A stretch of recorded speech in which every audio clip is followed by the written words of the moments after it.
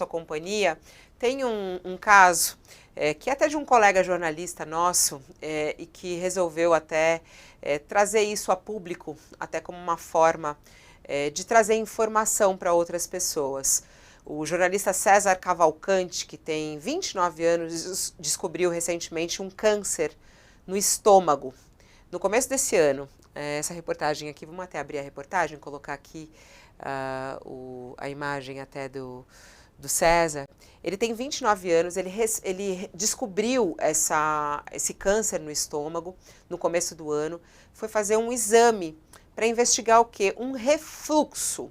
Ele estava convivendo já há alguns anos com um refluxo e que estava, inclusive, o incomodando nos últimos tempos. E, por causa desse refluxo, foi fazer um exame.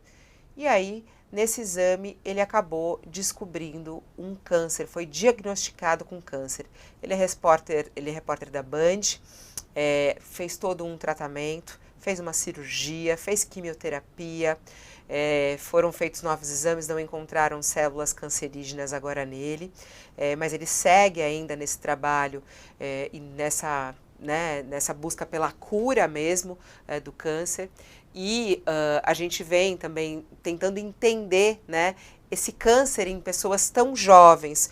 Por isso a gente recebe aqui no programa, a gente convidou a participar conosco uma especialista, uma oncologista, a doutora Maria Inês, que está conosco ao vivo aqui, para que a gente possa entender um pouco o caso do César e trazer alertas para a sociedade em relação à descoberta, né, de câncer ainda na sua fase inicial, que foi o caso do César, que é justamente o que o salvou. Olá, doutora Maria Inês, boa tarde, seja bem-vinda aqui ao nosso All News.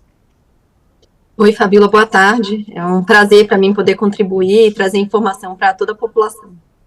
Vamos lá, uma das coisas que chamou a atenção é que ele estava reclamando muito de um refluxo, que era algo que ele já tinha, mas que acabou ficando como uma situação, nossa, quem tem um câncer no estômago tem refluxo, porque quantas e quantas pessoas têm refluxo e ficaram muito preocupadas com isso. O refluxo é um dos sintomas de câncer no estômago, doutora Maria Inês?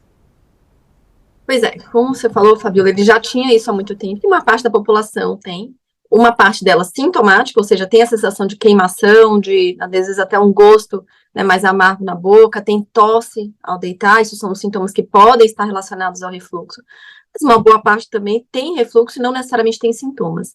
Então, em quem tem um refluxo crônico, né, há que se avaliar se há necessidade de fazer uma endoscopia, e sim, se há fatores de risco para que essa endoscopia seja repetida e que possa desenvolver um câncer, e aqui especificamente, geralmente a gente está falando da transição entre o esôfago e o estômago, né, que é uma região muito frequente, né, na relação dos tumores esôfago-gástricos, do esôfago e do estômago. Então, pode ser um dos sintomas, mas é muito comum. A maior parte das pessoas não necessariamente vai ter um câncer, né, dessa região pelo fato de ter o refluxo.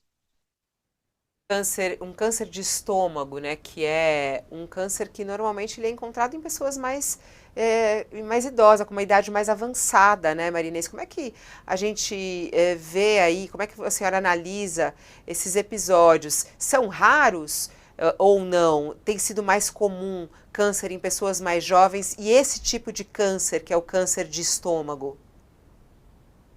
No geral, Fabíola, eu vejo muito tumores do trato digestivo no meu dia a dia. Então, no geral, acho que todos, né, temos encontrado casos em pessoas mais jovens, especificamente no câncer de estômago. Eventualmente já se fazia o diagnóstico em pessoas um pouco mais jovens, mas em outros tumores do trato digestivo isso tem sido bem observado, inclusive documentado na literatura, e aí a gente não está falando só do nosso meio, não é só aqui no Brasil, é no mundo inteiro. Então, se postulam diversos, né, motivos pelos quais isso pode estar acontecendo, como, por exemplo, a mudança no estilo de vida, a mudança na dieta, nada que tenha sido classificado como um único, né, motivo, não parece ser, né, uma diferença hereditária, ou seja, esses tumores que nascem em pessoas mais jovens não necessariamente estão ligados à hereditariedade, e isso quer dizer algo que vem da família, um risco que venha naquela família por mutações genéticas. Então, se postulam diversos motivos pelos quais isso pode estar acontecendo, mas nenhum exato, né, ainda tido como uma única razão. E até chamar a atenção porque o César mesmo, ele resolveu até fazer uma série de reportagens que passou na semana passada na Band, de contar o caso dele, né? Ele como paciente, inclusive, um repórter ali como paciente, contando o seu caso, até para trazer informação para outras pessoas. Ele tem uma vida super saudável, ele bebe muito pouco, quase não bebe, nunca fumou, tem uma alimentação saudável, faz atividade física. Então, é algo que deixa todo mundo um pouco chocado, como pode, né? Que até a senhora estava falando agora, que tem sido maior o número de casos, e isso está sendo relacionado um pouco ao estilo de vida, mas há alguns casos, como o caso dele, que não era pelo estilo de vida, né? Sem sombra de dúvida. Quando a gente fala de fatores de risco, a gente quer dizer que naquela população que tem aqueles hábitos, por exemplo, tabagismo, a obesidade, numa alimentação mais processada, mais industrializada, ricos em alimentos com mais sal, naquele subgrupo é mais frequente, não significa que acontece isoladamente nesse grupo de pessoas. Então, por isso é tão importante ficar atento aos seus sintomas. Então, ele, né, tem uma questão que é muito relevante, ele tinha um refluxo e notou uma mudança no perfil do que ele tinha de refluxo. Alguém que, por exemplo, tem um refluxo que começa à noite, começa a perder peso, perde o apetite, né? Ou tem uma dor nova que não tinha e que essa dor persiste, né? Qualquer sintoma que persista e que é diferente do seu, né, usual prévio, merece uma investigação, merece uma avaliação médica. Tanto para diagnosticar algo que possa ser oncológico, como outras doenças que mereçam tratamento também. Outra coisa que eu estava até conversando outro dia com uma pessoa jovem era sobre os exames de rotina, né? Porque depois que a gente passa dos 40, a gente sabe que a gente tem ali, todo ano tem que fazer esse, tem que fazer aquele. Mas a gente vê cada vez mais os jovens preocupados, né, em iniciar mais cedo esses exames de rotina.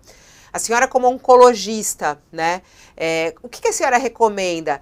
Quais são os exames de rotina? Com que idade se começa a fazer exames de rotina? Até falando sobre casos em jovens de câncer, tem o caso da Preta Gil recente, que também trouxe muita preocupação. Ela é super jovem, não tem nem 50 anos, né? E teve um câncer forte no intestino, né? Que teve agora teve que retirar o útero também. E ela também, né, descobriu através de um sangramento, teve um sintoma. Mas como é que fica essa história dos exames de rotina? Como é que a senhora, o que a senhora recomenda? É muito, muito difícil fazer recomendações individualizadas. Então, por exemplo, pessoas que a gente imagina que tenham um fator de risco específico para alguma doença ou que tem uma história familiar, né, vão ser tratadas diferentes da população habitual que não tenham esses mesmos fatores. Mas, por exemplo, você citou a Preta Gil, ela teve um tumor, né, da região do intestino, né, do seu intestino, ou a gente chama de câncer coloretal. Nesses casos, está bem documentado o benefício de fazer rastreamento, seja com a pesquisa de sangue oculto nas fezes, ou seja, um exame de fezes onde você busca traços de sangue, e aí isso sim suscitaria a necessidade de fazer uma colonoscopia, ou a própria colonoscopia. Muitas entidades já têm recomendado se iniciar esse rastreamento um pouco antes aos 50 anos, agora aos 45, justamente por essa mudança de perfil na população que vem sendo diagnosticada com tumores do intestino. No caso dos tumores de estômago, especificamente, a gente não tem uma frequência na nossa população que justifique essa recomendação de uma endoscopia, por exemplo, de rastreamento, ou seja, todo mundo vai fazendo endoscopia e isso vai trazer um impacto positivo individual ou populacional. Então, vai guiado pelos sintomas.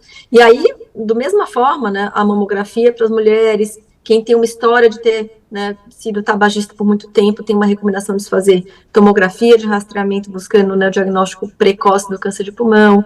As mulheres, por exemplo, a fazer o Papa Nicolau, justamente pelo risco, né, do câncer do colo do útero, e assim por diante. Então, o clínico geral, eventualmente a ginecologista, né, sabem dessas indicações de rastreamento de formas preventivas, vão entender o que cada um tem de história pessoal, de história familiar, para poder direcionar o que deve ser feito, né? Mas, populacionalmente, esses são exames bem documentados. A colonoscopia, o sangue oculto nas fezes, a mamografia para o rastreamento do câncer de mama, a tomografia para algumas pessoas que têm um maior risco de câncer de pulmão, etc.